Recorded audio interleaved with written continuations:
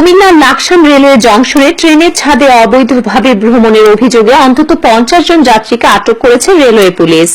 আজ মঙ্গলবার বিশেষ অভিযানের অংশ হিসেবে নিরাপদ ভ্রমণ নিশ্চিত করার লক্ষ্যে ময়মনসিংহগামী বিজয়, চাঁদপুরগামী সাগরিকা, ঢাকাগামী চট্টলা ও কর্ণফুলী এক্সপ্রেস সহ বেশ কয়েকটি ট্রেনে অভিযান চালিয়ে তাদের আটক করা হয়।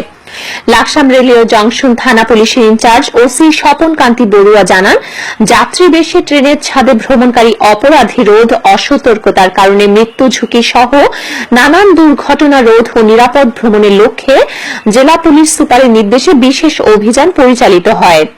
অভিযানে বিজয়, সাগরিকা, চট্টলা ও কর্ণফুলী এক্সপ্রেস সহ বেশ কয়েকটি ট্রেনে 50 জন যাত্রীকে আটক করা হয়। আটককৃতদেরকে আদালতের মাধ্যমে জেল হাজতে প্রেরণ করা হয়েছে।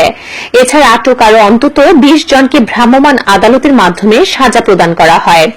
বিশেষ অভিযানের মাধ্যমে নিরাপদ ভ্রমণ নিশ্চিত করতে এই অভিযান অব্যাহত থাকবে।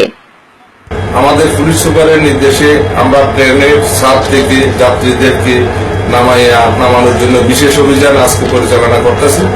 আজকে এই বিশেষ অভিযানের মাধ্যমে আমরা যাত্রীদেরকে সচেতন করতে চাই, যাতে তারা নিরাপদে যাত্রা করার জন্য ট্রেনের ভিতরে তারা প্রবেশ করে তারা নিরাপদে যাবে।